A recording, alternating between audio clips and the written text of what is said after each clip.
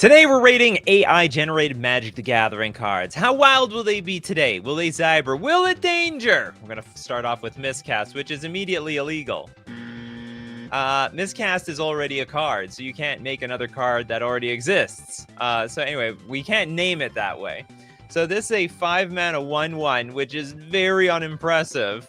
It's a human cleric though. It's also an enchantment creature. Flying, and for 4 mana, we exile target gate.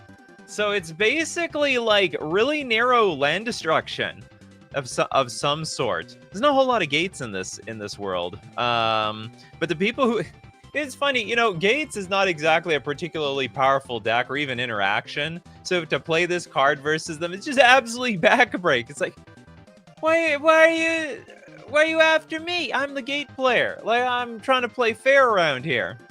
Yeah, lands that no one... Well, hey, let's not say no one. Let's not offend the gate players out there. The Maze's End aficionados.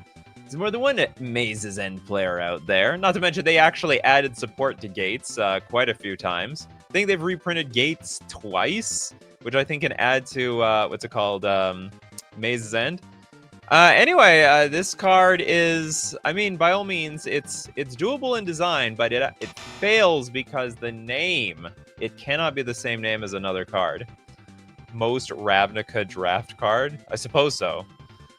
They're coming with that axe, and they're coming to break down the gates. All right, we have a super chat from Thermera. 3 a.m. 3 a.m. gang, let's go. Where on earth are you? Is that somewhere in Asia or somewhere far east in Europe? Okay, we have Obinate Brassy Lookout. This is a 3-mana 1/1 lizard. This lizard has completely lost their way. It's a snow creature. Defender, which is not defending anything at 1/1. Whenever this creature deals combat damage to a creature, venture into that cleric.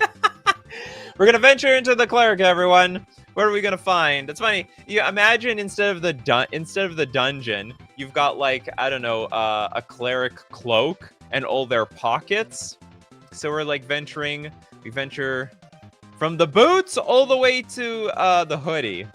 As long as this creature has 3 or more +1/+1 counters on it, prevent all damage that would be dealt to it. All right, so we got some proliferate power. Look, Will Anderson, if you've got a counters matters deck, like maybe even a Hardened Scales level deck, this could be amazing because you can have like effectively an indestructible Obnibrassy Lookout. Well, he doesn't want to. I don't think either of them like it. Very suggestive. I'd ask nicely first. We're gonna venture into the cleric. It's the new broken version of venture into the dungeon. Yeah, I don't think this. Oh yeah, the lizard says I'd rather not. If we look out over there. Not to mention, remember we do have a bingo card today. A super bingo card. It's a Zybring bingo card. So if anyone can catch a card that matches this bingo card, you let me know, and we'll definitely add it to the. We'll knock it off on the bingo card. Do we have something very specific? Undefined X, because that would count for the last card. Because the last card, Exiled Gates. Shinobin is like, you know what? I'd avoid adventuring into that cleric. What does that mean? You'd venture into another cleric? You're picky about which cleric you're going to venture into?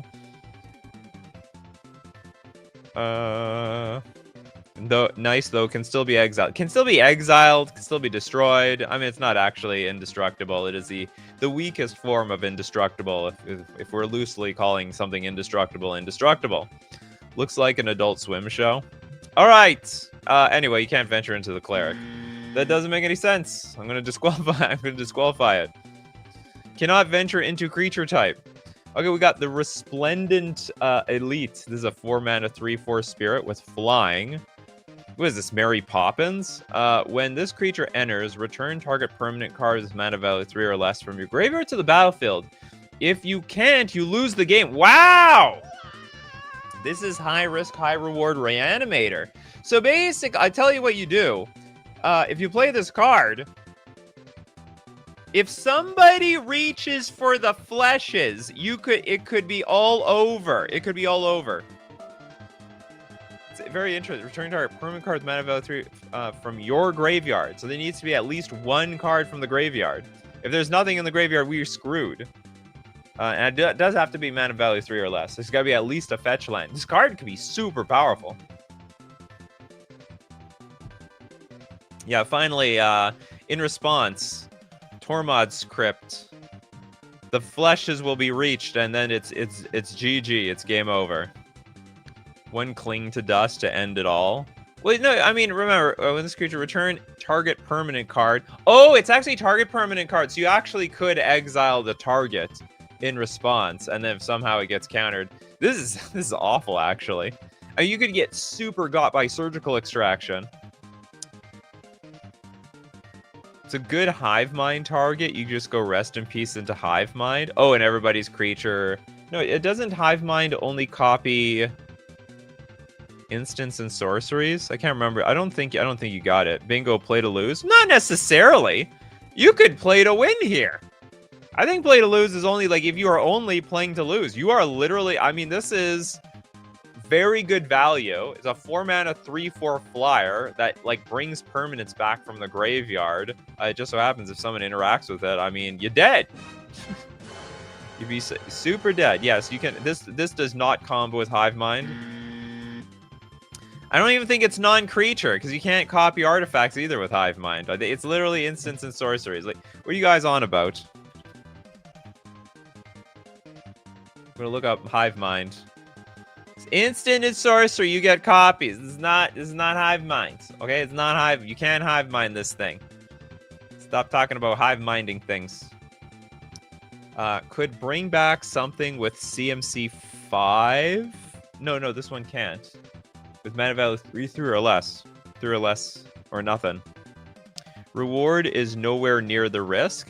Well, I don't know about that. I mean, if let's say it's turn 4 of the game and you got like a few lands in the graveyard, I don't think it's that big of a risk to play this card. Like, what's gonna blow you out?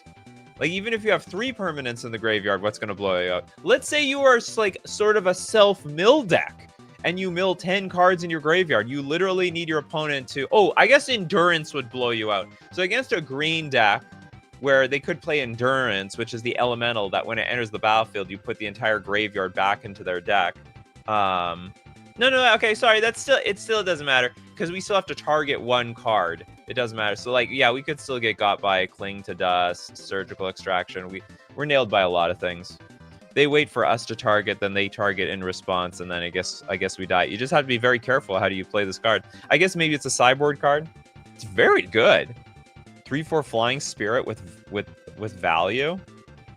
Also love the AI balancing that it cannot get another copy itself. Black Lotus, Paradigm Shift, Ancestral Recall is the fastest way to lose the game. Yes. Yes, I guess that is the fastest way to technically lose it. Very interesting to know. The worst combo in Magic the Gathering. Yeah, it's probably this is a limited bomb. There we go. Resplendent Elite. I like that. Sort of. I don't play limited. Next up, Quintem Leroy Vortex. It's a 2-mana aura. Enchant creature. Lever the battlefield. That's right, we're gonna lever it. Careful how you lever that battlefield. Enchanted creature has banding. Is that it? So, okay, so 2/3 of this card makes sense. Enchant creature and enchanted creature has banding. The lever the battlefield, we don't know. It sounds like you just upheaval it or something. You're gonna tipsy-turvy it over. Finally, banding support. They're bringing it back. Speaking of banding, the professor was just talking about how this is the worst the worst first mechanic, or the first worst mechanic in Magic the Gathering. Bell, if you're confused what lever the battlefield is, good, because it doesn't exist. We should all be confused. Rotate the battlefield 180 degrees. Well, it looks like it's turning it up. I don't know if that... I've got the high ground, Anakin. I got the high ground. Chaos does ensue. Everybody grab your levers. I wonder if this is another way of saying, like, you know, the battlefield gets, like, parted in two ways. So everyone on this lever has to battle each other, and everyone off the lever doesn't. Ash says it's free with the new avatar and card. And Chief Lord, it's the new mechanic. AI is living in the year 2020. You made me actually believe that this is a new mechanic. There's so many spoilers coming out so often. I'm not up to date with whatever the hell the new mechanic is.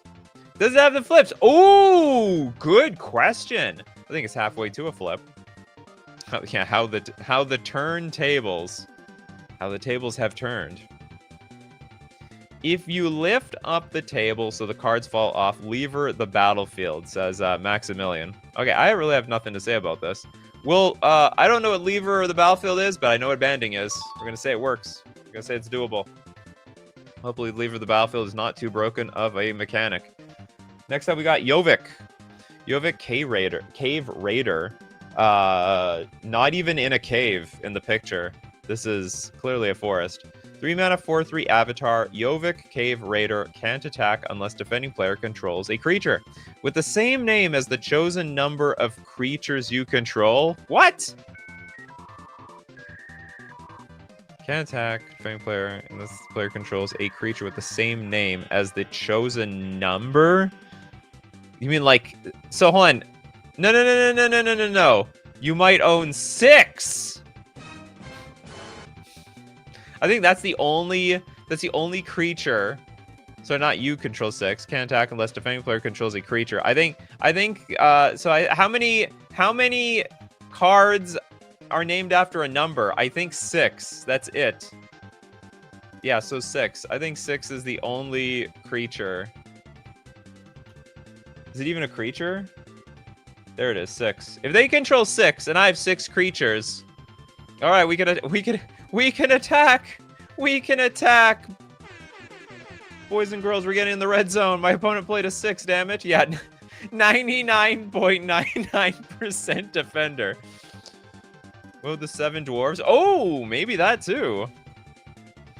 We're looking for like under what possible cards kind of, and also we need the right number of creatures on the battlefield. We need the right number of creatures for this to work. Oh, the endless one. Totally, let's not forget about that one. Yeah. It's what's hilarious is we do still need the right number of creatures on the battlefield for that to work. Okay, there are under very rare circumstances, very rare, we're attacking with this thing. Otherwise, we're on blocking duty. All right, weirdly doable. Weirdly doable. Well, it's a pretty good blocker. Okay, but that does make it draft chaff. Where's the draft chaff? Or this functional draft chaff. There we go. Do we have another draft chaff? I think that's it.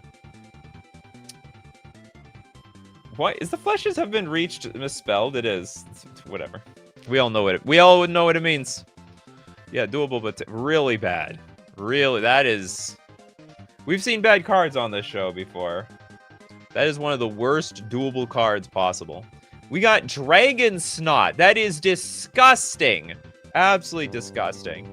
2 mana aura, enchant creature. It's not fire breathing anymore. You have to now deal with the snot, which might even be worse.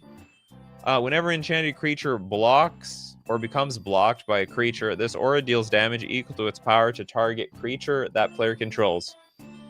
Aura deals damage equal to its power. The aura doesn't even have power. I don't think this card works. The fleshes have been misspelled for 5 streams in a row. Well, you know what? I can't edit this thing. I didn't make it. I guess I could throw in some sort of crappy Photoshop. Oh, this feels like a real card from 1997. Not real. I mean, sort of. I mean, enchant creature part, probably. I mean, it's pretty close to make it work. It's like whenever enchanted creature blocks or becomes blocked, this enchanted creature deals damage equal to its power to target creature that player controls. Or like, yeah, it's damage equal to its power.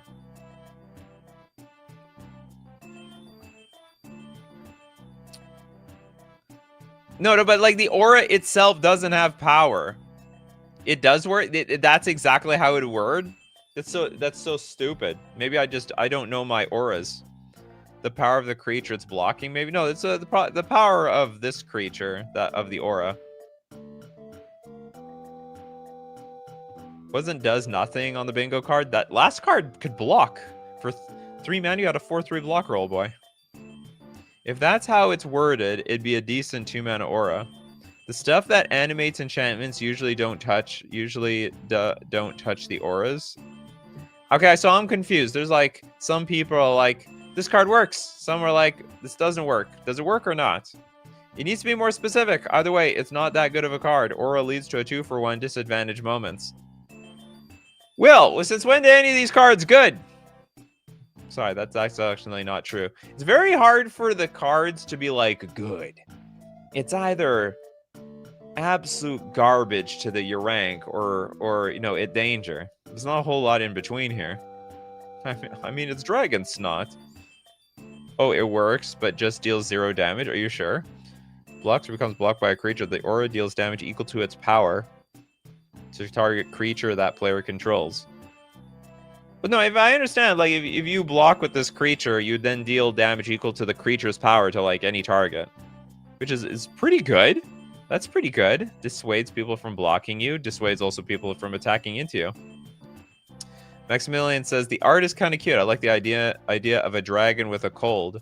Or maybe it just likes to blow its snot to put out its own fires. Fire breathing, snot blowing. I think it has to refer to the aura here. I mean, absolutely. That's what I'm saying. Deals damage equal to its power. And the aura doesn't have any power. Yeah, aura has 0 power. That's how I'm interpreting this. I think it was supposed to be this enchanted creature deals damage equal to its power. So, a little misspelled. Almost cute art. No, we'll get a cuter art later on in the show. Nixilis's General, which seems to be an omnipotent god of the universe in the background. It's a 4 mana equipment. Equipped for 3. Whenever equipped creature deals combat damage to a player, put a +1/+1 counter on it, and it becomes a blue spirit creature with base power and toughness 0/1. Hold on. Wait. The General is just an equipment. That's weird. That's like being abandoned on the island and calling the volleyball your friend Wilson. General! My piece of equipment. Okay, what does it even do? Deals damage. Whenever equipped creature deals combat damage to a player, put a +1/+1 counter on it. It becomes a blue spirit. Oh, that's terrible. We shrunk ourselves. Honey, I shrunk myself. This is so bad. Yeah, it's a terrible equipment. Here's the upside. We still get the +1/+1 counter. So if we keep dealing damage to the opponent every single turn, we actually could outscale our original power and toughness. Not to mention, this is probably just a strict upgrade to any 1/1 on the battlefield. Think of the potential, people. Think of the potential.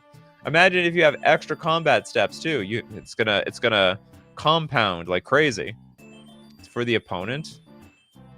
It becomes... No, I mean, you can't give it to the opponent, right? You can give auras to the opponent, but you cannot equip your stuff to the opponent, which is opponent's creatures, which is really weird. I always thought that was just a stupid part of the game. Aren't you not allowed to? Yeah, you can. You can't. That's a no-no. I don't know why you can't. Like, I guess the deal is if it had a negative ability, you cannot force the enemy to take your equipment. I guess that's the problem. But you can force them to take an aura. Do spirit decks play non-spirits to equip this to? Ooh. Becomes a blue spirit. Well, you can still equip it to a spirit. It's not a problem. I don't know why they'd want to do that. Okay, it's awful. This is awful crap. I'm not gonna say it doesn't have to go to the rank, but boy is it bad. It does a lot of things, and at the same time, it sort of does nothing. Okay, we have 100 accounts. It says it's great value. Now, if you hit a player for 10 turns, you get 10 +1/+1 counters for the low price of 7 mana. All you need to do is dodge removal and have your opponent get punched for 10 turns. And you have to make sure your creature... Does the creature lose all its abilities? Is not. You could put it on an unblockable creature, and it would work perfectly fine. All right. The Ob Nixilis' General is doable. Very, very doable. Okay, we've got now... Coming up next is Veneer of Earth. This is a 5-mana 1/3 human noble. And whenever Veneer of Earth attacks, clash with your life. Huh? Clash with my life? What am I supposed to do? Commit Sudoku here? Whenever Veneer of Earth attacks, clash with my life. Well, my life is not going to lose. This card hits a little too close at home. Wow, okay. This card is apparently a little open to interpretation. Whenever you go after something, you end up clashing with your life. That's a new way to clash. New mechanic. Well, all these are new mechanics. We don't even get anything for winning the clash. Yeah, we're just clashing for the sake of clashing. Isn't clash when you force 2 creatures to deal damage? No, clash, I believe... When you clash with the opponent, I believe you reveal the top card of your... Each player reveals the top card of their deck, and whoever has the highest mana value wins the clash, and then from there, there's some sort of reward for the person who instigated it. Isn't clash a flip a coin mechanic? Like, sort of. You flip something from the top of your deck. We got Mike the Red, existential pondering card. It would be an interesting set. We're having a midlife crisis. We're having a crisis. I don't know. Look, I'm not having a crisis over here. But we have to clash with our life when we attack.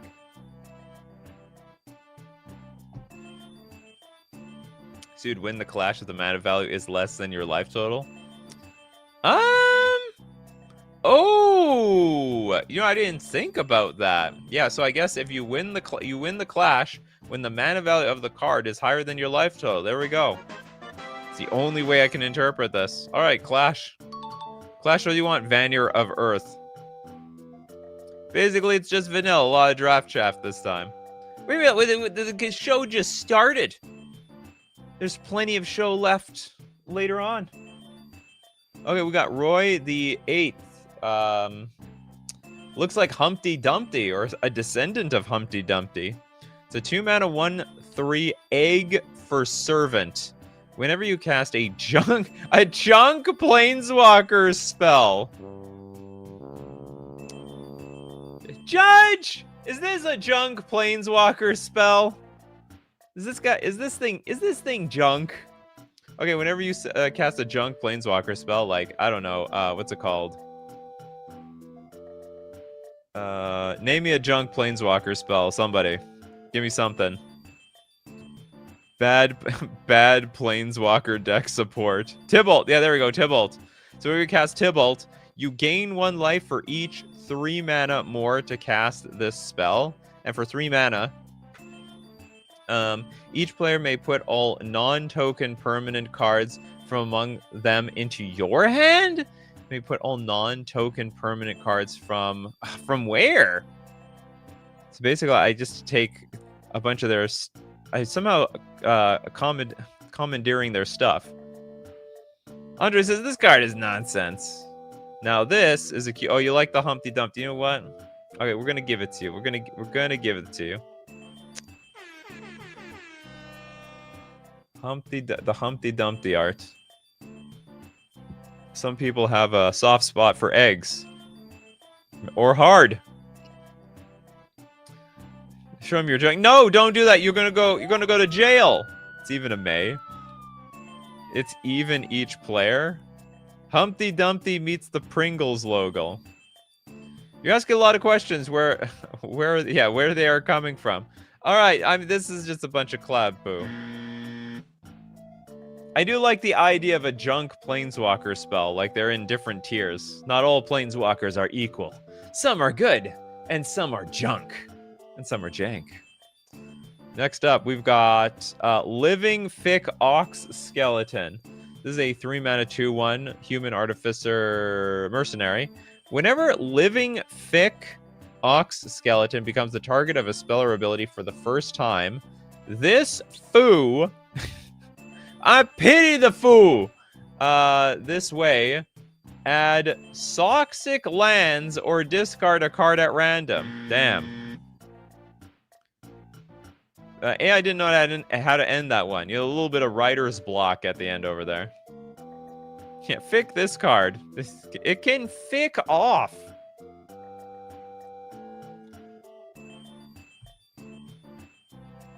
Bingo chaos. No, there's more chaos than this. This is not the most chaotic card ever.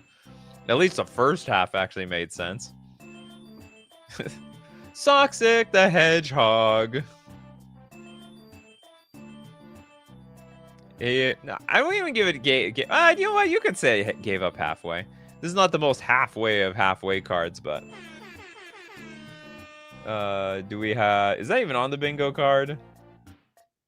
One word. Card gave up halfway. The middle was weird, but the end and start were fine. I don't even know if the Toxic lands or discard a card at random is fine. I don't think so. It's a very strange 2/1. Anyway, it can, where's the fick? Oh yeah, whenever Living Fick, the name is actually called Living Fick. They got us in the first half, did they? The thing isn't even living. It's called Living Fick Ox Skeleton, but it's just a skeleton. Now it's a mercenary. Okay, we have a Amassal Herald. This is a 2-mana 1/2 zombie knight with flying. At the beginning of each player's upkeep, that player gains control of this creature. What? Interesting. Okay, whenever you cast a spell that targets one or more blue permanents, you lose the game. Interesting. This is very devious. We can give this to somebody. Whenever you cast a spell that targets one or more blue permanents, you lose the game. So basically, step 1, give a Amassal Herald to somebody. Step 2, activate Mindslaver. And then step 3, make them like targets one of your blue permanents. You like this? This is a really clunky win condition. Super clunky. There is a world where, like, you know, you give this to somebody and then, like, it dissuades them from interacting with your board. After all, if they do, they dead. Looks like a multicolored card from Legends, probably. This is great for blue decks. Is it? Is it really great for blue decks? Blue decks don't always have a lot of permanents on the battlefield. That, or use it yourself and play on hard mode. That's a bit silly. Oh, when you can't, it doesn't matter. At the beginning of each player's upkeep, that player gains control of this creature. So it's going to get passed around. It's going to, everyone's going to enjoy the MS Herald. You don't have to give it to them. They get it every time it's their turn. Yeah, so they have to get it. You do give it to them. You don't have a choice. The art is not AI. It's by the engraver Albrecht Duer, which actually is acknowledged here on the bottom left. What if nobody is playing blue, though? Probably you shouldn't play this card. Or, how would this work? You could play this with Painter Servant. Wouldn't that be interesting? So you go Painter Servant named Blue. Ha-ha! You didn't think there was any blue permanents on the battlefield. Well, how about now? Feeling a little blue all of a sudden? Painter Servant, obviously the card that turns all permanents blue and all cards in hand blue. We are playing blue, so our stuff has hexproof on our opponent's turn. Probably. Hopefully. Justin likes the card. It's Zybers. All right. We will say it's Zybers. And I'd like to move on because I gotta thank our sponsor today, FusionGamingOnline.com, where you can get all these. You can get Magic the Gathering, Pokemon cards, most specifically Magic the Gathering cards, either from Spider-Man, Edge of Eternities, Final Fantasy, and singles from all eras. I'm building my Urza deck I'm on the wait list for a lot of cards suggested by all of you. Oh, Avatar: The Last Airbender is also coming out for all cards that have been spoiled. You can pre-order them using FusionGamingOnline.com, and I must highly recommend that you use coupon code Nikachu at checkout to get 5% off all your purchases, because it will save you money and it will support me, as I am the person being sponsored by Fusion Gaming Online. And we're also going to thank Mana Traders, the premier place to rent Magic cards for the digital client Magic Online, where you can play all formats that you can play in paper, whether it be Commander, one-on-one Commander, Modern, Pioneer, Standard. And you hate your cards getting rotated out of the game from Standard, even if it's like once every 3 years. Well, you don't have to worry about rotation when you rent the cards with Mana Traders. You can support the channel using my Mana Traders link in the description below, or save 40% cash back on your 3rd month subscription using coupon code Nikachu_EFC. And we're going to go back to the AI world. Magic, the universes beyond. Yeah, basically. One day they'll have Magic, the universes within, and those will be the special sets when they go back to universes within stuff. You know what? Sometimes I like wonder. We complain so much about so many Gideons and Jaces and Fairies. They're like, all right, well, we'll just stop making those cards by just making cards from other intellectual properties. Rent your VV deck before it gets bent. Exactly, that's how it works. You don't need to own VV, you just rent VV. Okay, we got Disinted Praetor. This is a black instant. Whenever an opponent casts a blue spell, noper turn. That's right, you go nope. Most specifically, I'm gonna noper your turn, and then the entire turn gets noped. It almost sounds like some combination of a counter spell and silence at the same time. It's like, so we're countering the spell, but oh no, it's like one of those end the turn cards. Like, okay, the turn has been ended, but for 1 black mana, this is outrageously powerful. However, there is a downside. The downside is that someone has to cast a blue spell. If they don't cast a blue spell, this card's useless. Yeah, you're gonna cast this against me, all my blue cards. No! Don't nope my Lord of Atlantis. Most blue player card, despite being but it's anti-blue. It shouldn't really be your black card. This is like, I mean, maybe it can. Noper, I barely know her. Noper needs to be official terminology. Oh yeah, that's a noper. That's a noper on me. Okay, I'm gonna write it down. I'm gonna write it down with all the other terminology that this card ain't diblicking around. It's it knows when to noper. Wait, is this for the rest of the game? No, just the turn. It says noper, just the turn. I think it's similar to like end the turn.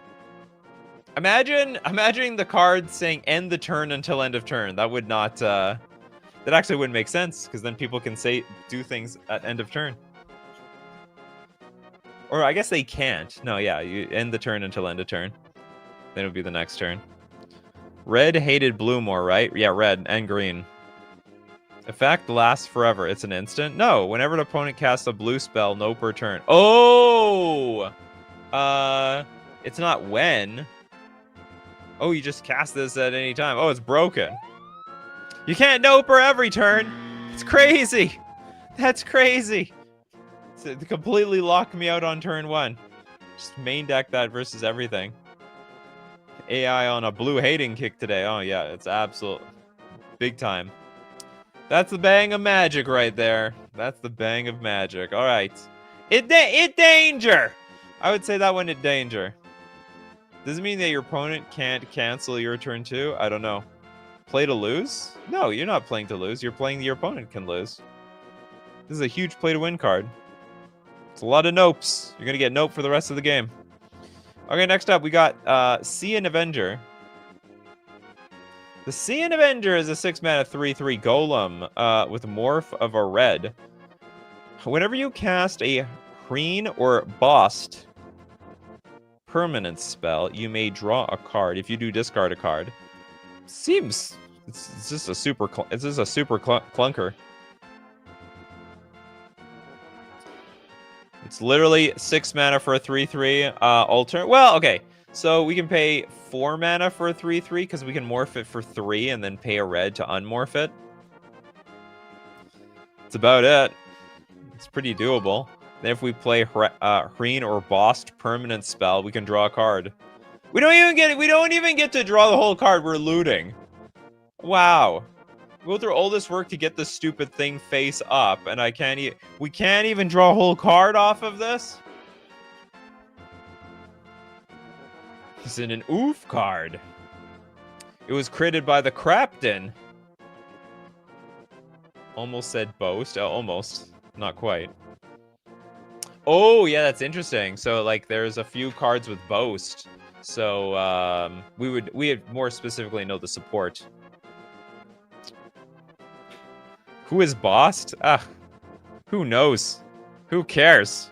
All I know is that when we cast those cards, we're gonna loot. We draw and discard. But looting and red morph cost fit together. I mean, yeah, but the whole thing just makes no sense. Is there a typo slot on the bingo card? I don't think so, just because there's millions of typos. There's just a bad grammar. Just so many, the AI misspells everything.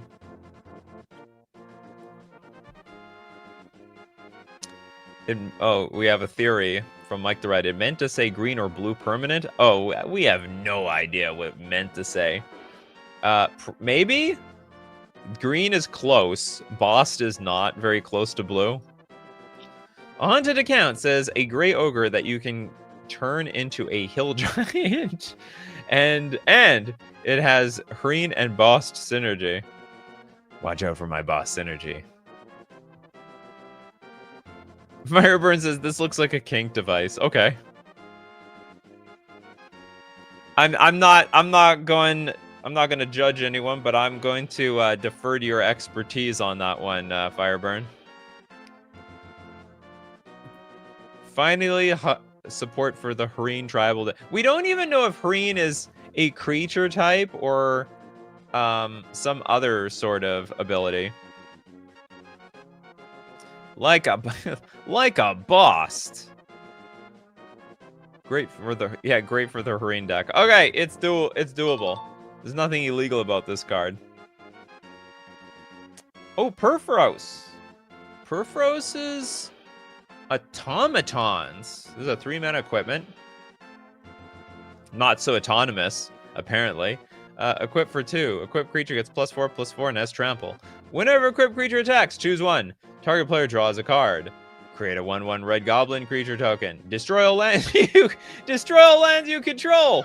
Oh no! And exile target card from a graveyard. Why the hell would we want to destroy all lands that we control?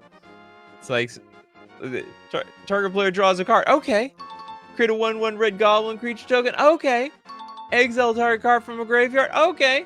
Destroy all lands you control. No. I choose mode 3. For what reason? Just try to win the game on hard mode. Bingo. The fleshes have been reached. That's right. Exile target card from a graveyard. Where is it? The fleshes.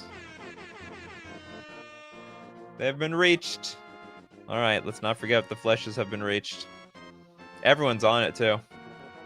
Everyone knows when the fleshes have been reached. I just got that question in my comment section not too long ago. I was asked, Nikachu, what does it mean the fleshes have been reached?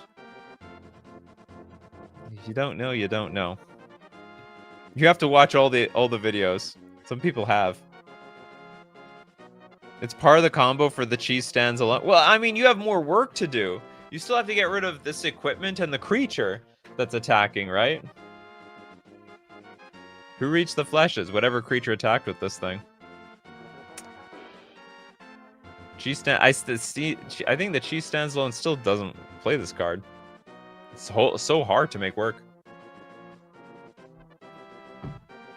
Because don't you have to get rid of this equipment in the end? Like, what are you going to do that? Yeah, the Nikachu lore runs deep. It'll run even deeper if we can remember all these stupid terms. Anyway, I mean, it's doable. But it would be a noper for me. I would never play. I mean, okay, sorry, you don't have to activate that last ability. Is this even good? It's like a regular sword. +4/+4 is not nothing. You get to draw a card off of it. It's an interesting card, I guess. No idea when you would want to destroy the lands. I guess right before you play a balance. Maybe. You destroy all your lands, you balance. Does the Nikachu lore vote deeply? I have no idea. Oh, I see. The Nikachu lore goes deep. Would they vote deeply? You're going deep on the lore there. All right, next up we got the Vampire Nonin. It appears to be a 1-mana 2/1 rabbit. Protection from blocking.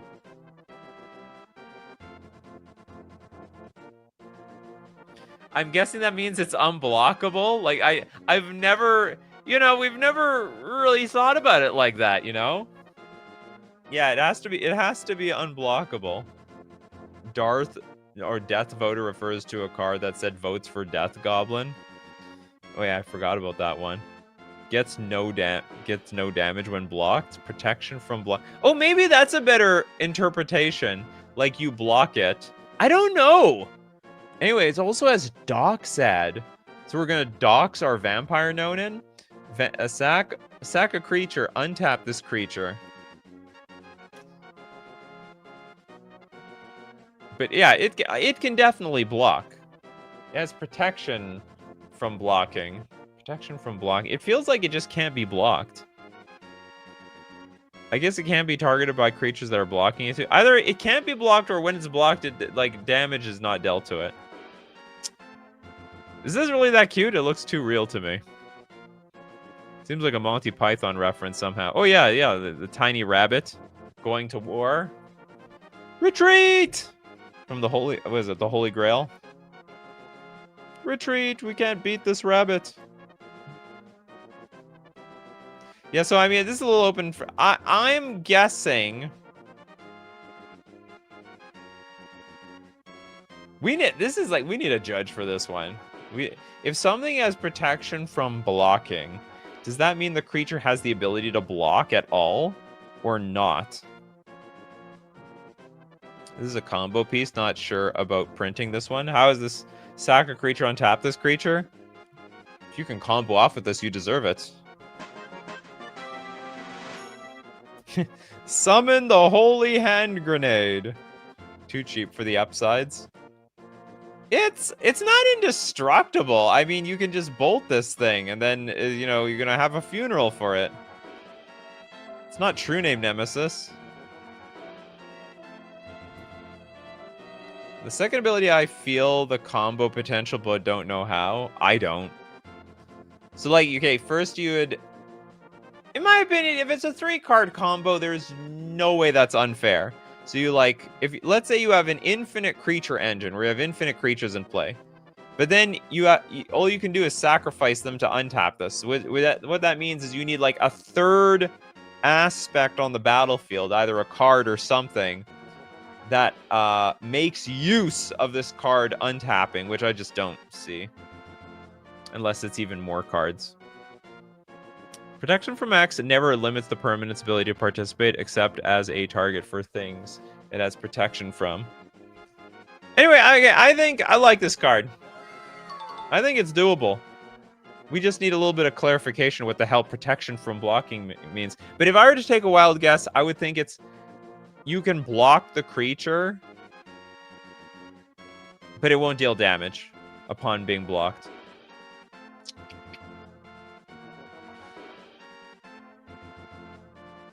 We've got the Breath of Return. Must be stinky. This is a 3-mana instant. Oh my god, it's got Storm. When you cast this spell, copy it for each spell cast before it this turn. You may put a creature card from your hand onto the battlefield. Interesting. Holy, no, wait a minute. It danger. It danger. It's like, it's super broken. Do we have it danger on here? It danger.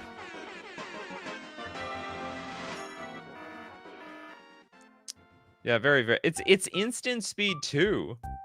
Mostly because like, okay, so you could like just pass the turn, end of your turn, Dark Ritual into Breath of Return.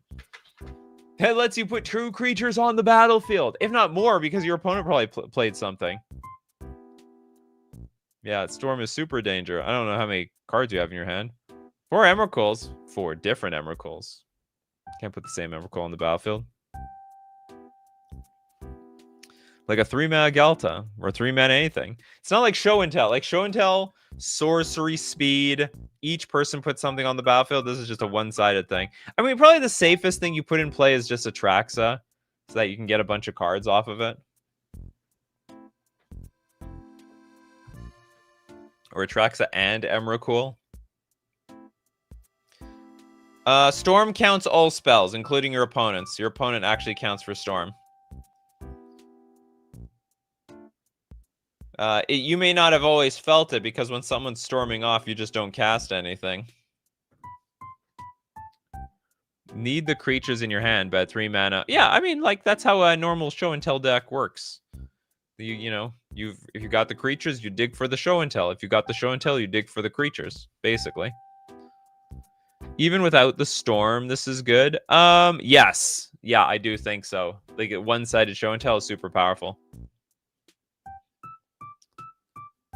Dr. DCA says, is there anything like Storm, but which counts the number of things below it on the stack rather than spells, the number of spells this turn? Huh? I have no idea what you're trying to ask for. Counts the number of things below it on the stack? Oh, I see.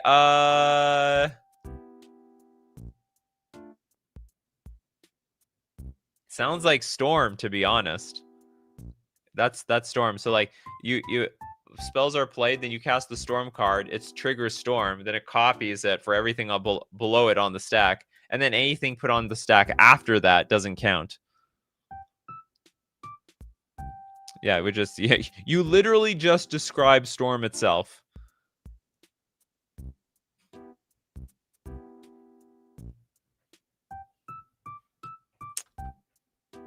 Storm, but it counts spells on the stack. Fair Storm, new design. There's no such thing as Fair Storm. Storm will never be fair. I don't know. I don't even know how you'd fix Storm unless you max it out at 5.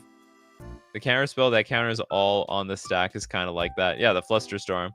All right, this card, doable. Very scary though. Very, very scary. Okay, we have May. Oh, you know what? Hold on, I want to say this card has protection from bad. Gotta use that. I gotta use that terminology. Okay, we got Mayscap Deceiver. This is a 2-mana 1/2 human soldier with a blue tap. Create a 1/1 green squirrel creature token. Toads, I found a friend for you. This person will find all the squirrels for you. Steve Cooper says, I looked it up again, and the fleshes have been reached on the AI stream that took place on the 9th of August, 2023 at... Wow, I can't believe it's been 2 years. I'm going to look back and like, I'm burning my life reviewing AI-generated nonsense. Some people love it. Mantis is like, this is great. This will go great in my squirrel deck. It's completely off color. You know, a squirrel deck is going to be dominantly green. So almost, I don't know, all, like, I guess the squirrels are actually heavy on green and a little splash of black, so some Golgari.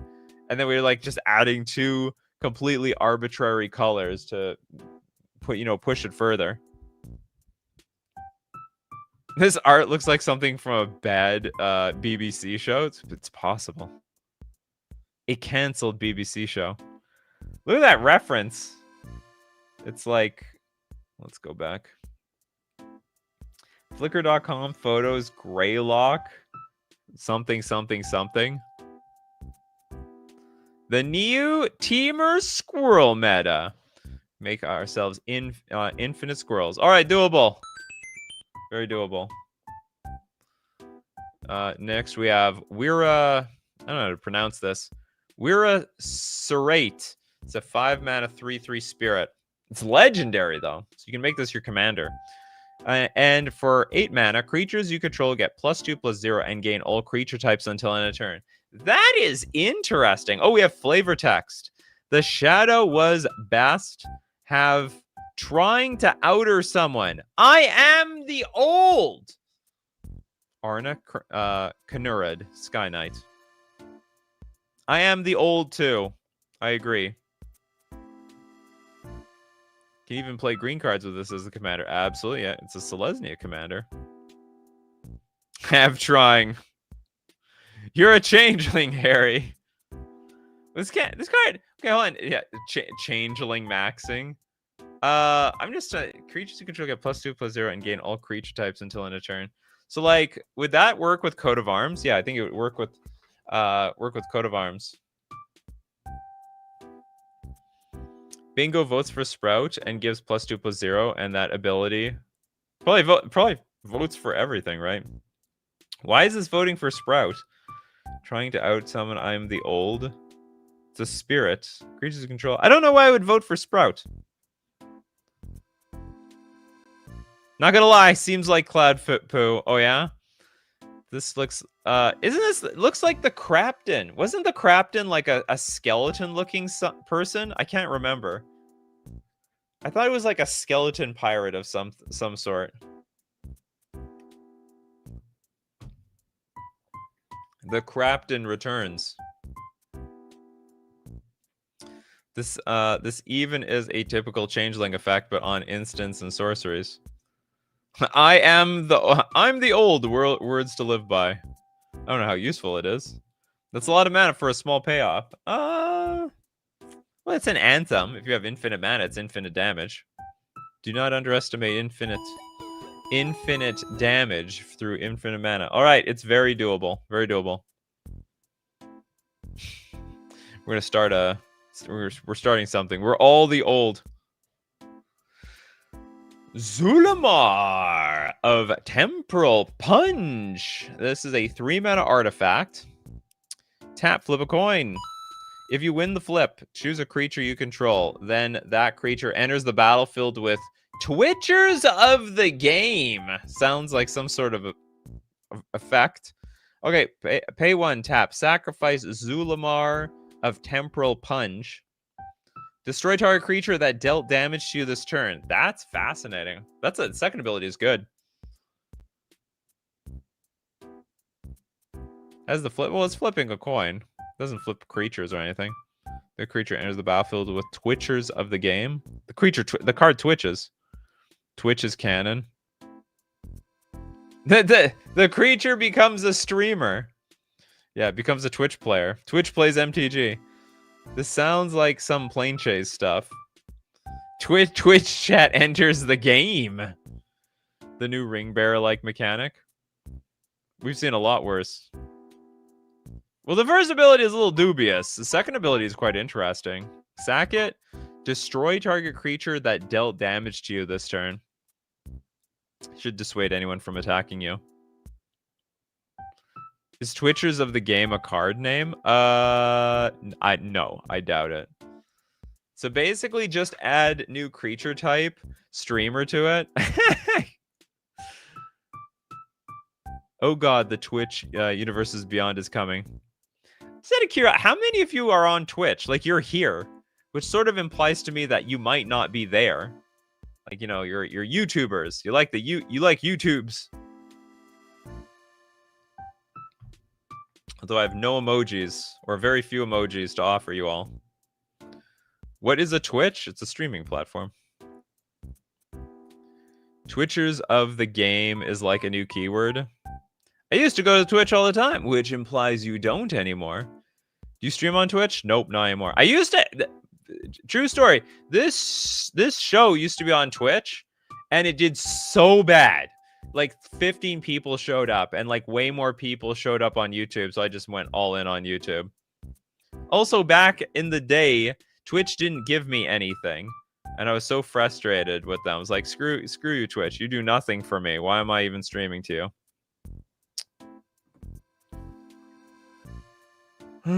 Twitch is kind of a pain in the bottom. How can I get a Twitch? Twitch dot. Okay, just mentioning Twitch a million times is probably gonna slightly demonetize me. I was on Twitch a lot back when Justin TV ended. Really? So when they got sold, you dumped it? Nowadays, I really watch stuff on Twitch, mostly just the VODs. And the VODs end up being on YouTube. All right, this card sort of doesn't work. Twitchers enters the battlefield. Twitchers of the game. Nope. It don't work. Okay, we got the Guilt Rider. Guilt Rider gonna guilt you into playing it.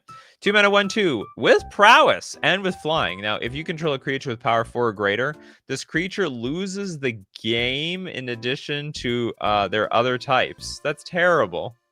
It's awful. If you control a creature with power 4 or greater, this creature loses the game. So, like, hold on, what, do I lose or this creature just dies? If I Doomblade something, it's time for that creature to lose the game. I don't know if we are losing. I think the card itself is losing. Maybe in that way it's like it's exiled. The exile zone is when it is completely lost the game.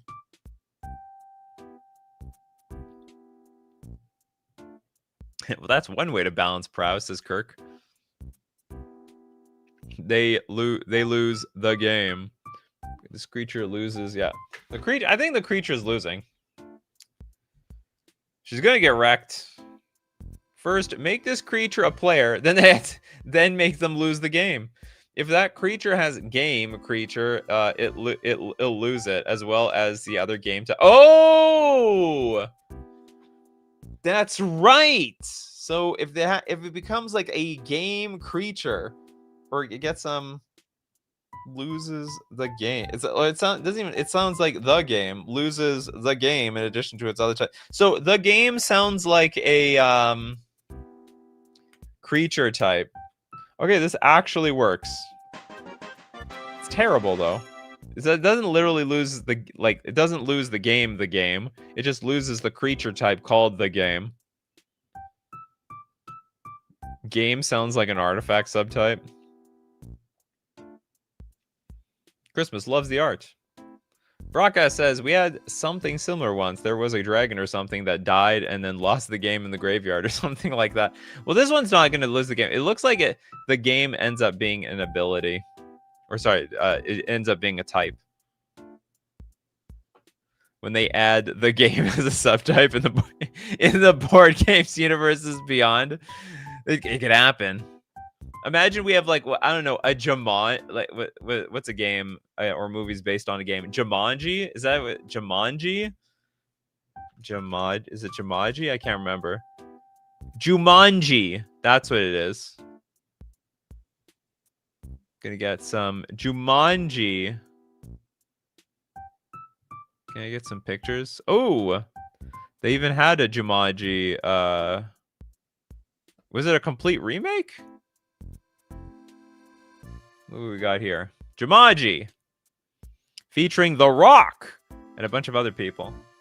Careful careful what game you play. It could be your last.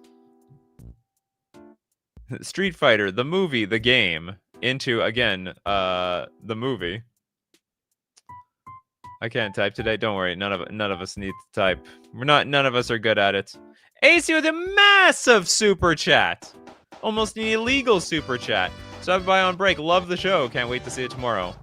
And we'll see it. We'll look at a bunch of extra cards thanks to that giant super chat. Thanks so much, AC. Okay, so they lose their other types, not just creature types. So what kind of card does it become since it's not a creature or artifact anymore? No, it loses the game. In addition to their other types. Oh, well, it just has no creature type. It's a creatureless type, which it looks like it already is. Okay, that is a confusing thing. It doesn't even have the creature type. Okay, after all that, I'm disqualifying this card. Go to the rank. What a bunch of cloud poo. Next. That's a noper for me. I'm not playing this big hairy spider. Okay, it's a Camus Bloodsucker. A 4-mana 3/4 spider. And for a red, tap Camus Bloodsucker deals 2 damage to any target. That's real. And for a black, Camus Bloodsucker It gains Death Touch until end of turn. It's a real card, strangely enough. Music is familiar. It is the Bowser level of Mario 64. Any Bowser place. He has a name. Koopa's Road. Real card. Is that in the bingo card, by the way? Do we have real card? It's not super rare. It's not like we never see real cards, but you know, it's hard to get a perfectly real card. Is the color pie respected for a change? Sort of. What do you think? Black is Death Touch. Red is dealing damage. We have respected the color pie. This is just an actual card, says the Yu-Gi-Oh player. The duelist agrees.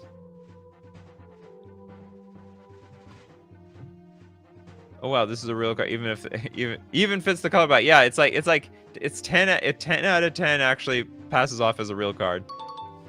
We're more shocked than anything. Death Touch is combat damage. The ping won't count. Is it combat damage? I want to say no. So you can, but I'm not 100% sure. Can you kill creatures by pinging them with a Death Toucher? Okay, AI, are you smart enough to tell me the answer? Yes, you can kill creatures by pinging them with a Death Touch effect. Although that doesn't, I'm not 100% certain about that. I'm pretty sure, but I'm pretty sure. I'm like 95% certain you can kill. Yeah, okay, so we're getting a lot of yeses. Kills anything. So it actually is it's even a combo. Look, you activate the Death Touch and then you start tapping and deal 2 damage to anything and just send it to the grave. Yeah, Death Touch is just damage. It's a terminate on a spider stick.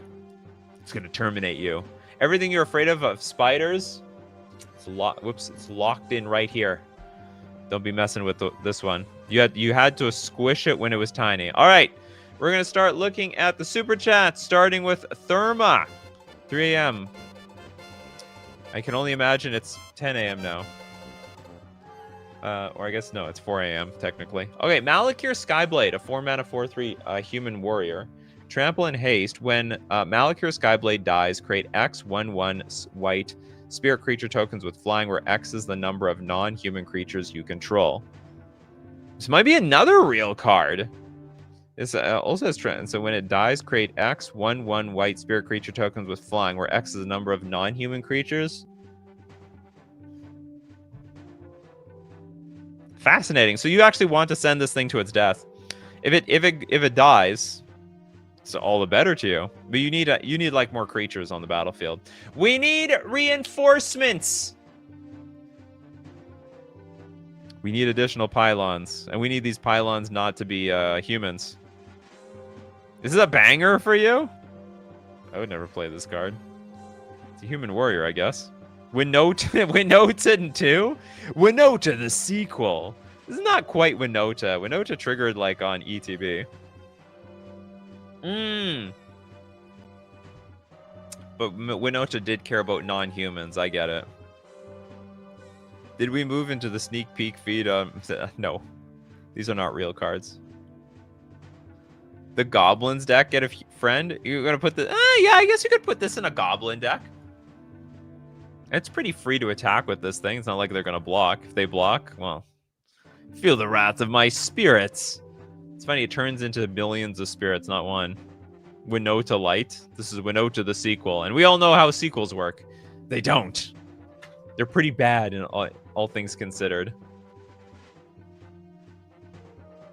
You look like you eat babies. No offense. Well, I have no other way except to be offended by that. Winota does not trigger on ETB.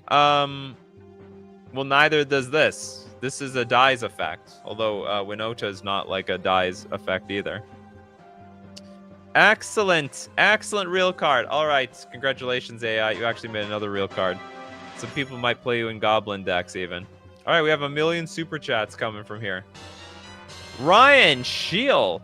Whoops. No, sorry. That's Ryan, you're later. Okay, I have 1 million super chats from AC. Let's hold on. Where's AC?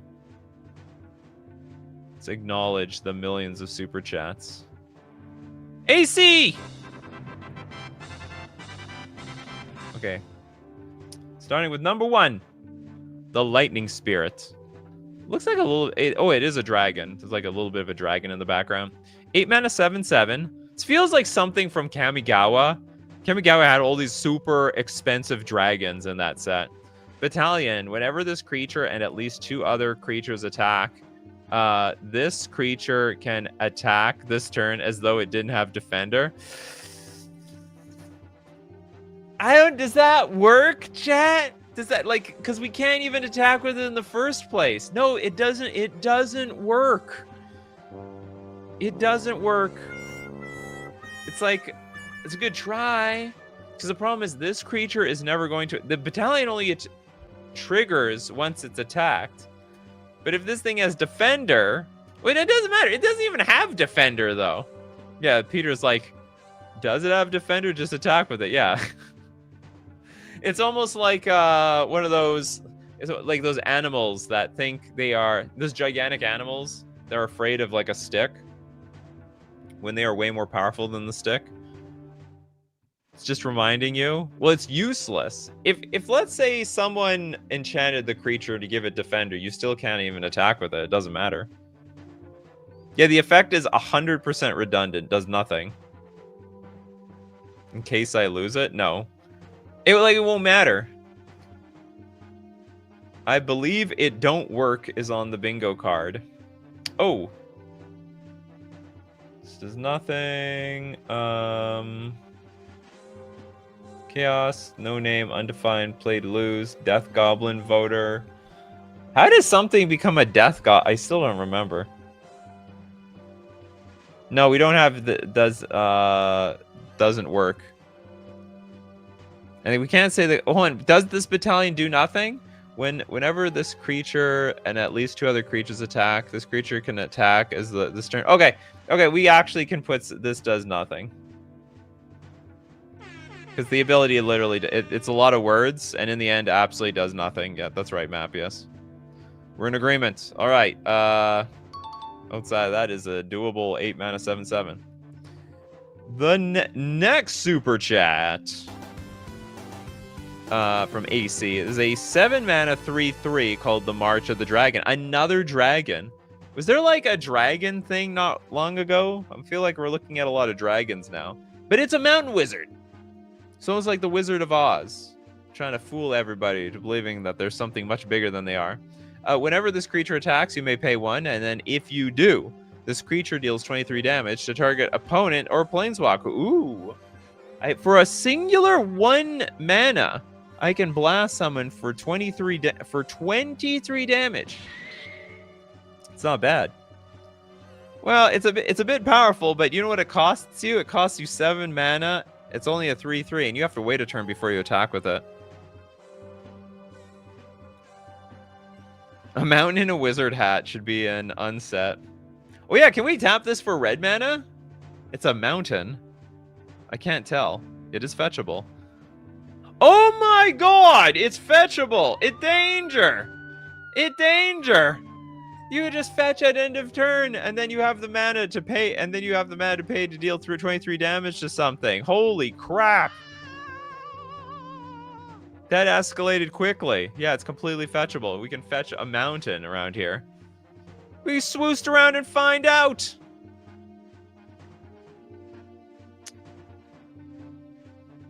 Cactar can deal 100... How much is this? We'll get to it. Thank you so much, Angel. COP? It's like 20,000?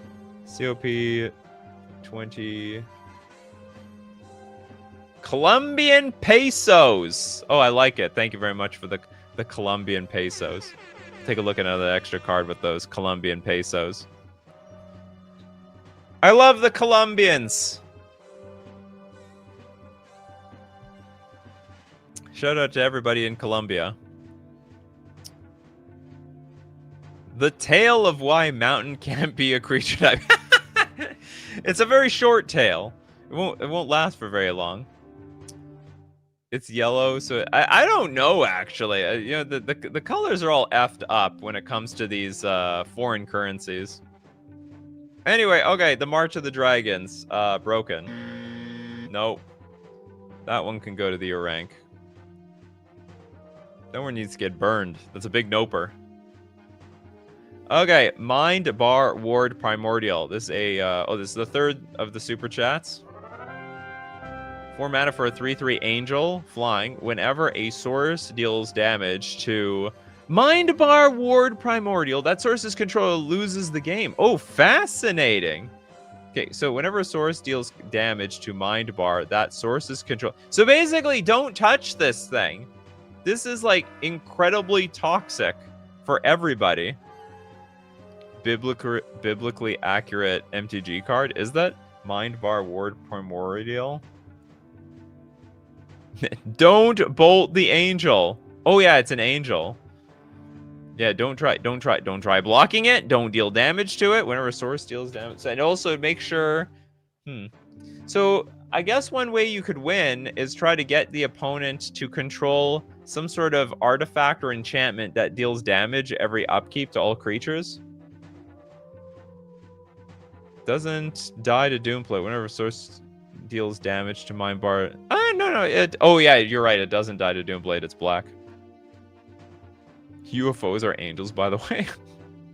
Wait a minute, that's an unidentified flying object. You underestimate my power. Bass Squared says, also don't ever attack its controller because this thing blocks and it's GG. Oh yeah, that's right. So, yeah, you want to come after me, bro? So take up your best swing. It's like one of those toxic jungle frogs. Don't touch or you die. You know, if I somehow randomly was put into a jungle, I'd be terrified. And like everything I step on, I could get bitten by a random snake. I could get eaten by a snake. The frogs will kill you. The snakes will kill you. The spiders will kill. Everything will kill you. I don't know how people survive in those circumstances. I need like a giant hazmat suit on. Don't damage your own Mind Bar on your own angel. It will kill. Yeah, don't kill your own angel. Sorry, don't damage your own angel. Don't be playing Earthquake. Oh no, actually you can play Earthquake. Earthquake doesn't deal damage to flying creatures. Don't play Hurricane. They'll kill you.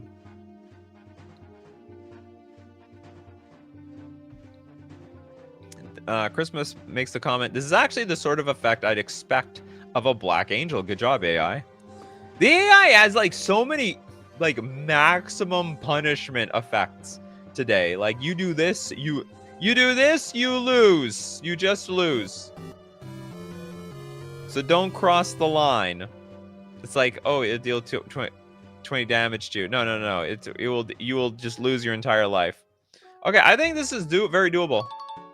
I like it. Okay, let's get on to the 4th super chat. The Lair Frunibok is a 6 mana 5 loyalty legendary planeswalker with no name, and it only goes up. +2. Create a 1/1 blue bird creature token with flying, and equip creature gets +2/+2. Then copy it's activated or exiled with a mount. Prevent that spell's controller and it shuffle that hand for as long as those cards main permanent this way. Not only did chaos ensue here, that was massive mind fudge. Massive mind fudge. AI uses a lot of lose of the game effects and only a Sith deals in absolutes. Super chaos and votes flying. You know what? Out of all that crap, sure. It's a flying voter. It shuffles the hand or it gets the bird token again. What? What did you... What? Does it say prevent that spell's controller and it shuffles that hand for as long as those cards remain permanent this way? It shuffles the hand or it gets the bird token again. Speaking down a almost bottomless pit. Should have stopped 9 words in. Could have stopped 5 words in. Why does AI make you win effects 4 mana or less? Do they think all UN effects happen that early into the game? I don't think it knows. I like that. It shuffles again, or it gets the it shuffles the hand, or it gets the bird token again. As long as the cards are permanent this way, it puts the hand down the hole. All right, well, yeah, it's quite the funny card. Anyway, complete junk. We can board it. This one can get boarded to the rank.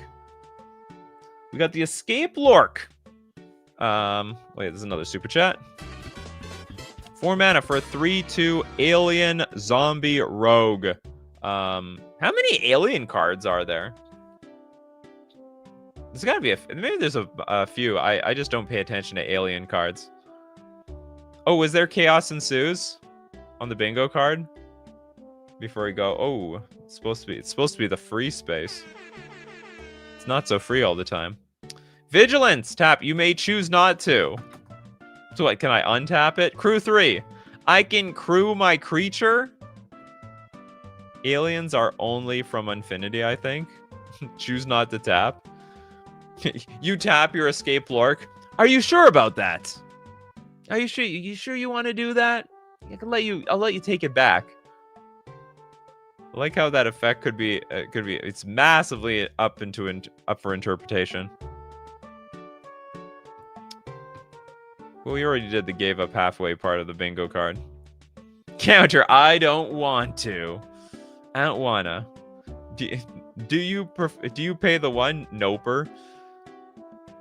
You may tap. You may choose not to. Oh! Oh no! Hold on. I see. Hold on. Is this like a situation where you can make a choice, and then some effect happens where you wanna change your choice, so you can tap this, and you may choose not to? It's like maybe I cast something, and the circumstances changed when my opponent played some other spell or ability. If you may, then tap not to. So yeah, exactly. But I don't know when this would be useful, or if it's useful at all. Could this counter Fact or Fiction, maybe? Oh, that's fascinating. So, we're supposed to choose, but then if we don't choose, then what happens to Fact or Fiction? That's very funny. A cheapo just realized, wait, I just realized you crew a creature. Yeah, which is completely pointless. Can it prevent forced tapping? Oh, maybe that one as well. No, I don't think I'm going to be tapping my lands. I don't think so. Countering effects like Fact or Fiction would be sweet. Why is that, Spectral Maniac? You don't like being put to the test? You don't like being put on the spot for $1 billion, Spectral Maniac? You're like, oh my god, they're gonna make me choose the split. Is this good, guys? Should it be 4-1? Should it be 3-2? Anywho. Could it stop Smothering Tithe? Probably. Counter that spell unless the controller pays 1. You choose not to. Well, I think it probably doesn't counter Smothering Tithe. It would just let Smothering Tithe resolve. Because you have to pay the 1. Yeah, too much pressure. You want to be on the spotlight. All right, this card, it's sort of Zybers, but we don't know what you may choose not to does. And it seems like it just doesn't do anything. Okay, next up, we've got, for the 5th in the super chat, because it was big super chat, Elturber, Rog of Angel, another angel card. It's a 4 mana 1/5. Zombie your opponent's creature type. It's a very strange creature type. Probably votes for deeply. First strike, Zeested Smarch. Lousy Smarch weather. Whenever you roll 1 or more dice, if you haven Snow Forest destroy... if you haven Snow Forest, you may destroyeth each creature you control. What? create a 1/1 blue Marimal creature token for token any for each +1/+0 counter on Elturber Rog of Angel.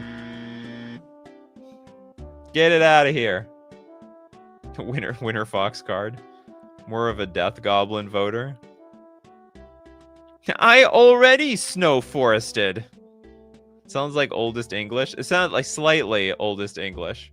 It had a little bit of mind fudge at the end. There's a little bit of mind fudge.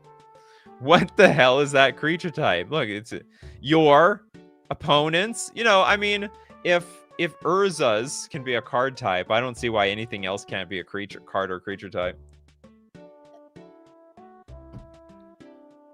I think it's really cool.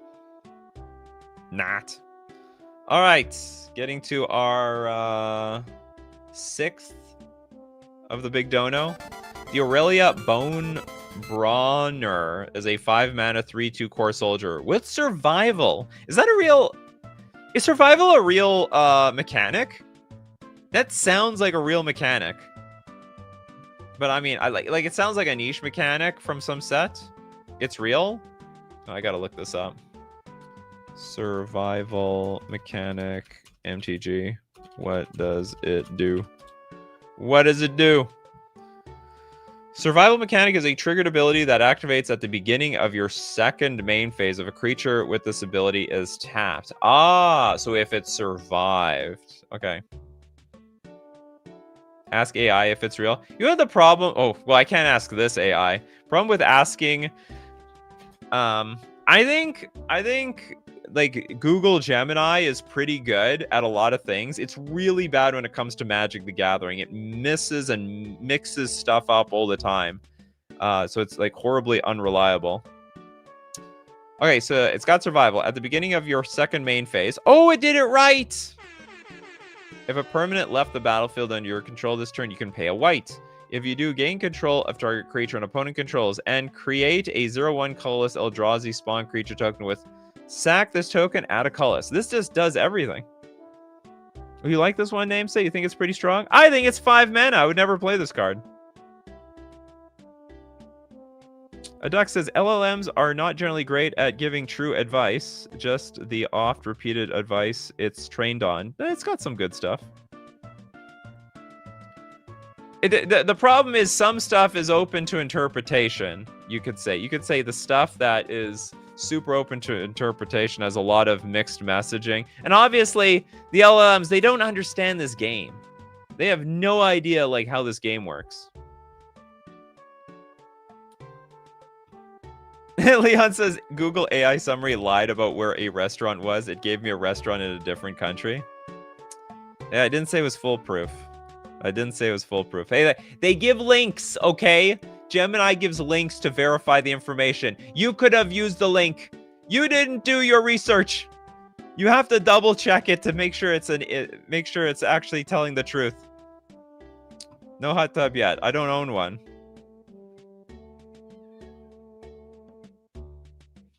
Angel says, AI niche detailed stuff in general. I've seen people ask it Yu-Gi-Oh! Rulings at it suggests stuff that is straight up impossible. The funniest thing is someone recently in Magic got a game loss because they had a card in their deck in Magic the Gathering that the AI said was banned. The AI online said it was banned, and the judge, which wasn't really a judge, it was like more of like, you know, the person working at the store, declared the person getting a game loss. I don't know how that got resolved. Probably they had to. If I was the player, I'd be like, forget what you Googled. AI is a moron. Go look up the actual BNR announcement list. The good old BNR list. I tried playing chess against AI. That was a headache. Oh, I did the same too.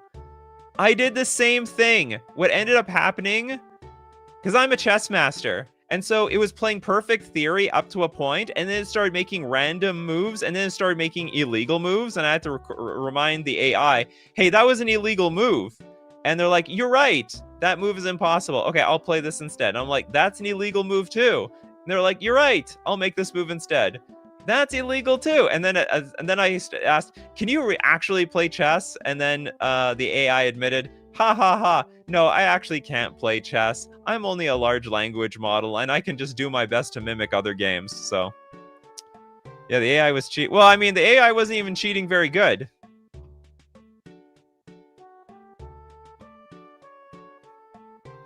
Yeah, well, you can look me up. I got the NM title on chess.com and everything. Okay, this card. It's good. Fine. It's fine, I guess. I would never plate the damn thing. Okay, next up, we've got... okay, one more from the big super chat. We have Feral Lyris. For 2 mana, it's a 2/1 archer. Tap, you may put a goblin creature card from your hand onto the battlefield. Then if you control 3 or more creatures with different powers, put a +1/+1 counter on this creature. Is this useful? You can put a... This would probably be better as a goblin. But it's actually not. Didn't Levi Rosman do the same? I moved the queen off the board. I have no idea. I'm not familiar with what he did over there. Votes Death Goblin for sure. Oh, put a goblin. Okay, probably a Death Goblin voter. Probably. Yeah, clearly Death Goblin. Uber danger. Well, tap, you may put a goblin creature card from your hand onto the battlefield. Then if you control 3 or more creatures with different powers, put a +1/+1 counter on this creature. I think it's fine.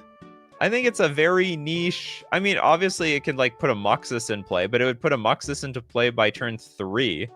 Like, I think it's on the similar power level of, what's it called? Goblin Lackey, which you can put, like, Goblin Lackey in play on turn 1. Put Kiki Jiki, and then, like, copy the Feral Lyris?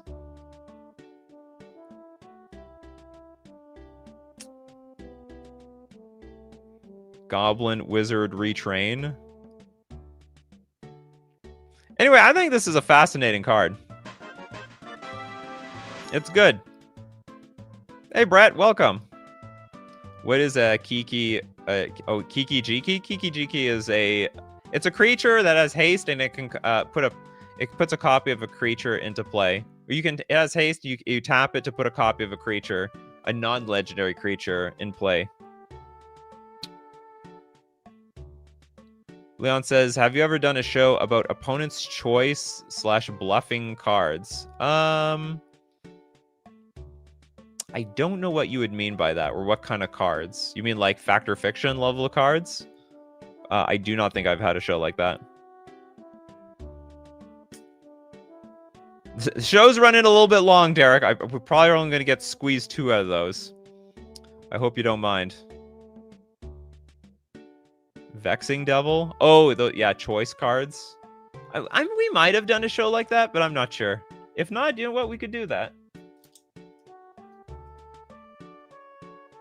Opponent choice show. Or opponent puts you to the choice show. I'm pretty sure we have, but I can't remember. Okay, moving on. We got super chat from Ryan. Thank you very much for your super chats. Ryan says meow. We look at the mystery one as a 4 mana 4/2 Minotaur with flying. And it's a one-eyed Minotaur on top of that. Mystery one enters the battlefield with Mysterious One into your hand, a treasure. You may reveal it what? Okay, Mysterious One enters the battlefield with Mysterious One into your hand. Okay, I'm getting confused because this is just a bunch of slop. A treasure. You may reveal it unless you pay 1 at random. I love paying 1 at random. Tap, add 1 mana of any color. You choose from it.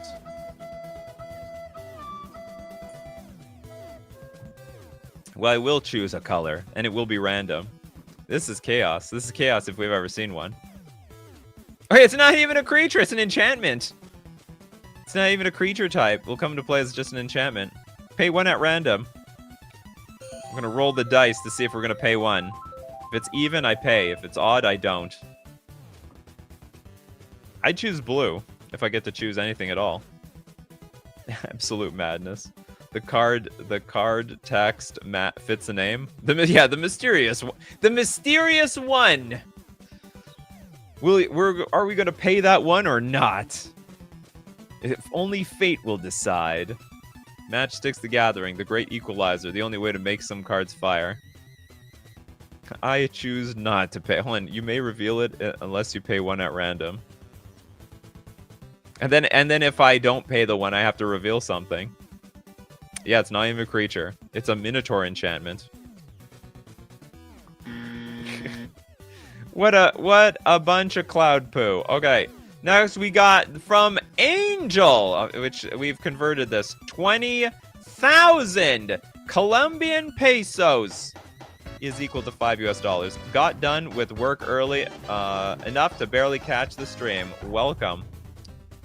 Thanks for your super chat. We will extend the show by another card. You have Misery of the Brains. Ooh, that sounds like a great name. There's a blue and a snow. This is a very narrow card. Not many people can play this type of thing. Instant, target creature gets +1/+1 until end of turn. Another target creature gets -0 -4 until end of turn.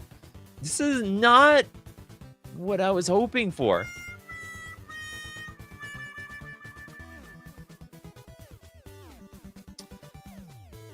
This is a weird combat trick. On top of it, it's not even a very blue thing. You know, actually, neither of these things are... Hold on, whoa, wait a minute. Actually, this is pretty good. Target creature gets +1/+1 until end of turn. Another target creature. So we need 2 targets. Could possibly... So actually, I forgot. This is actually stronger than I think it is. This could go in a Merfolk deck. Yeah, buff 1 creature, destroy another for 2 mana. And it's also, what's it called? It gets around indestructible creatures too. It's not bad. You know, it's a lot better than I thought it was. Some creatures stole someone's coat in the blizzard. Did they? Oh, I get that. Oh, that's a banger flavor. That makes a whole lot of sense. Yeah, it sounds like somebody got buffed up by stealing the coat. How do you get snow? Oh, there's something called snowlands. So there are basic lands that are also called snowlands. Like let's get snow-covered island. So here's a snow-covered island. Here's the butt plug snow-covered island. There it is. A little sharp going in there though. You be careful. But that's how you produce snow mana. And you can also use the snow mana to add regular blue as well. Saggy's like, I feel that. My brain causes me misery every day. Just gotta take it easy. How Grandpa says he had to go to school each day. That's right. The misery of the brains. But Grandpa made it. Alright. It's a doable card. Next, Derek. Okay, the show is... Okay, I'll give you 5. But I'm gonna plow through them like crazy. I'm gonna plow through them. Okay, next, we've got Single Mr. Resign. Whatever the hell that means. It's a 7-mana 2/2 Goblin Pirate. Single Mr. Resign isn't a creature. What? It's a little bit of a conundrum here. Is creature, oh, but not a creature? Okay, whenever ith flying, put 3 +1/+1 counters on single Mr. Resign. Each permanent is a colorless Lail token as you cast it. Until the end of your next turn, chaos and up to 1 target creature. That didn't make any sense. This ability triggers only once each turn. Next. Do you think it votes for flying? It says whenever it's flying. Zybers because of the art, not a creature. Imagine walking around and saying not a human. Imagine. Okay, next up we've got the Karakagob. This is a 3-mana enchantment. Whenever you commit a crime, reveal cards from the top of your library until you reveal a card with mana value equal to your life total. Put the revealed cards into your hand. Whenever you commit a crime, reveal cards on the top of your library until you reveal a card with mana value equal to your life total. That's crazy. Put the revealed cards. Oh, the reveal. You can put your whole deck into your hand.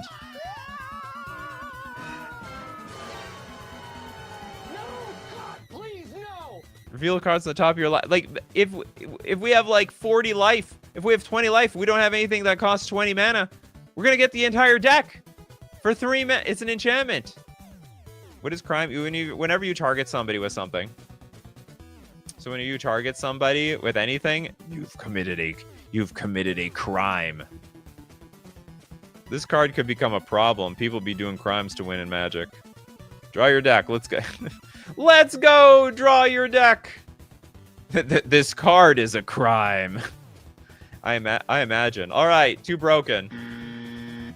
Next. Glimpse of the Clouds. Let's hope it doesn't poo. Okay, it's a 2 mana 1/1 human soldier. If you would flip a coin, instead flip a coin. It did nothing. Do we have something that's like, it's redundant? Wall attacks, no shame. Oh, sorry, no name card. Just in case. If you'd flip a coin. I think like the card, this does nothing, it just hits it. No, we don't flip 2 coins. It's like if we would flip a coin. If you would flip a coin, instead flip a coin. So we're replacing the flip of a coin with a flipping of the coin. Yeah, we already did that bingo. We already got crossed off. This does absolutely nothing. Oh, it does one thing though. It can attack for 1. Get in there, human soldier. Okay, it's a pretty lame card, but it's doable. It's doable. How many cards has this been? This has been one. Oh, we're at 3. Okay, we're going to a 4th card. Dispdine Cultant. It's a 4 mana 4/5 orc nomad. Milika. Protection for death touch. What the hell does that mean? We had protection from blockers earlier. Now we have protection for death touch. When Dispdine Cultant enters the battlefield, learn. It's always important to learn. That's why I got all these bookshelves behind me with my Lamborghini. At the beginning of combat on your turn, bow countered creatures you control gain that creature and gets -X/-X until end of turn. Death touchers get protection. Protection 4. Oh, I guess we can't touch the death touchers. Yeah, this sounds like this is the opposite. So when something says like protection for blue, it's like blue creatures have protection from it. This is actually an interesting mechanic. You could, in theory, buff up creatures with the downside that creatures of a certain characteristic have protection from them. It's very, very interesting. Yeah, so if you had something that forced you to flip 2... Oh, you're talking about that. Forced you to flip 2 coins, you could use this to actually flip 1 coin. Oh, yeah, I guess so. Yeah, it's reverse protection. Yeah, very interesting design space. You could, like, buff stuff up. Oh, we have a big undefined X. Oh, we got a bingo! We actually got a bingo, everybody! And this is the super hard bingo card. Congratulations, everyone. We have at least 1 bingo. You know what I like a lot more than Lamborghinis? Knowledge. Okay. Interesting card, but to the rank it goes. Question. If we can choose X, can we choose values to X making it plus? Control of that creature gets -X/-X until end of turn. Usually if the X is undefined, you can choose whatever you want. Okay, next up. One more. Diner Moon. Ooh, I love the name. That sounds great. We're going to a Diner Moon. So 2 mana enchantment. And for a green, this enchantment becomes 2 or more creatures. How? Like, what happens? Like, what's going on here? Like this absolutely makes no sense whatsoever. Well, I mean, like, okay, what becomes 2 or more creatures? Which creatures? What, Emrakul? Can I choose them? I choose Emrakul, the Ion's Torrent. I'd like Atraxa, please. I'll take Ulamog, maybe. the infinite creatures that immediately die. I'm now a million creatures. No, it becomes 2. Oh yeah, it says 2 or more. I can choose as many as I want. Rip the card in half. Oh, is it rip it in half to represent 2 creatures? Yeah, I choose 12,000. Turn any 2 creatures into a meld. Lass is like, that's a very interesting card. Yes, I would like, for an entire 4 mana, I'd like to have more than 2 creatures. This will suit me perfectly. It's just an endless ETB. Yeah, I completely agree.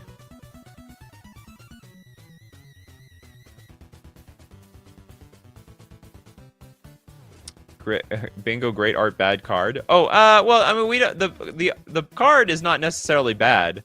We just don't know what it does. Is that on the bingo card though? Oh, we do actually have it. All right, amazing art, terrible card. Very undefined card. Aren't there cards that get +X for each creature on the field when played? Absolutely. Yeah, you're talking about what's it called? Craterhoof Behemoth. Yeah, we could Craterhoof people. Okay, it's either this card doesn't work or it's broken. I can't tell which one is which at the moment. Okay, next up, Steve Cooper wants another one. So we're gonna take a look at another one. It's called the Endless Sword. Call the Endless Sword is a 5 mana instant.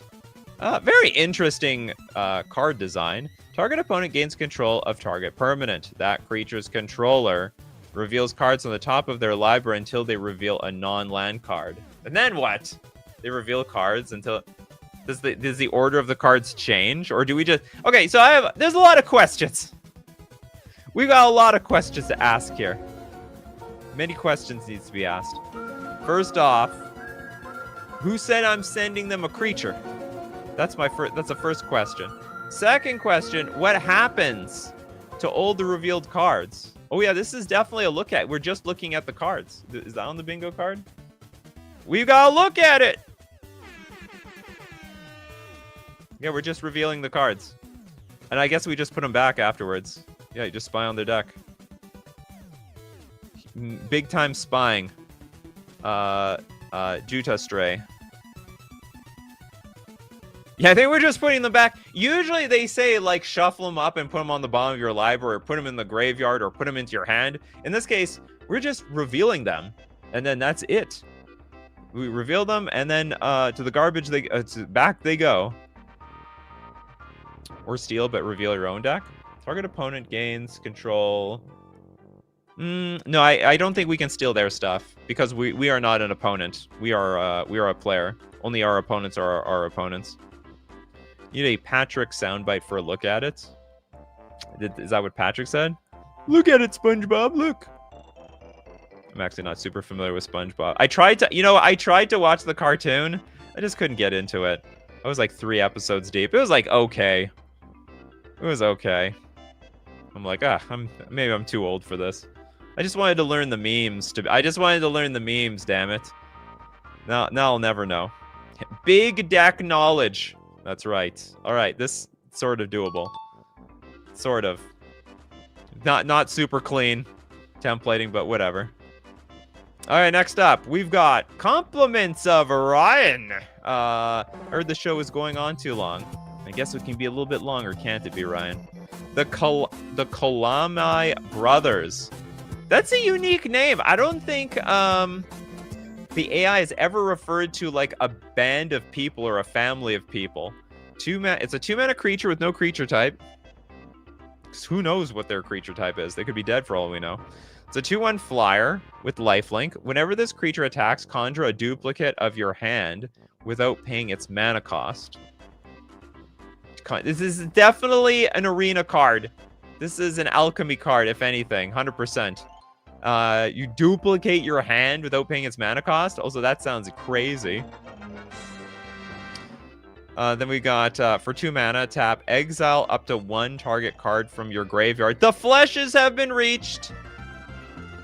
If you do, you may have this creature enchantment has Island Walk. Oh, no. No! God, please, no! Sort of it fell apart at the end over there. It was pretty good, though, for the most part.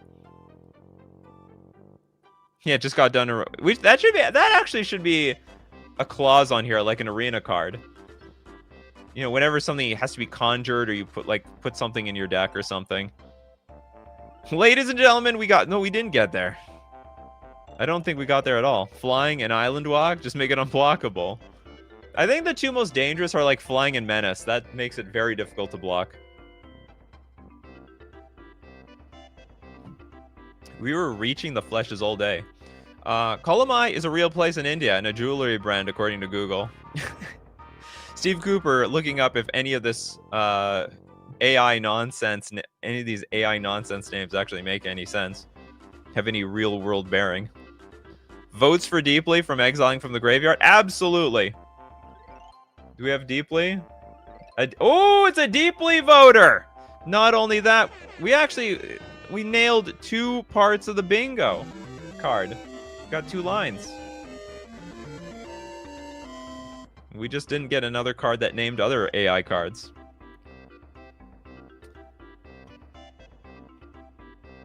Well, maybe it's possible that their complexion is completely changed because they're like half dead. We got a double bingo! Let's go! One day AI will bring back horsemanship. Oh, horsemanship and flying is probably the most unblockable you could get without being, yeah, that's probably it. Horsemanship and flying. A flying unicorn or something. When mixed with must block effects. Of course. Why is it Zybers still on the bingo? I don't know. Like, I don't make these bingo cards. You guys do. And then I use them. You think I make these? I don't even know how to make a bingo card. Every single bingo card came from the community.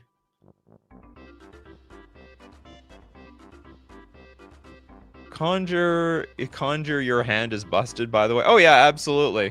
100 million% it's busted. And therefore, too strong. Probably too strong. All right, that's it for today. Thank you so much, everyone, for being here today. I hope everyone had a lot of fun. And as usual, if you want to be part of the show, we do these 3 p.m. Central Standard Time. Also, thanks to everyone who supports the show. If you're a patron on Patreon, a member on YouTube, or you super chat to be part of the show, or even super chat so other people are part of the show. And of course, thank you so much, everyone, for being here. People like Frequency and Barkas. We have Kirk, Kano, Sheevlord, Shasta Treasures, Nightmare Incarnation, Steve Cooper, Servant of the Lord, The Damn Draws, Joshua, Little, Deadfly, Kano, Shinobin. We got Nightmare Incarnation, Jess, Achipo, Bell, we got Lass here, Spectral Maniac, Light Code, Derek, Fireburn. Who else? And many more. You all know who you are. And thank you very much for being here. And keep brewing those coffees, Zyber crew. And we're going to keep brewing up the magic cake. And take care of yourselves. And I'll see you at the next cup.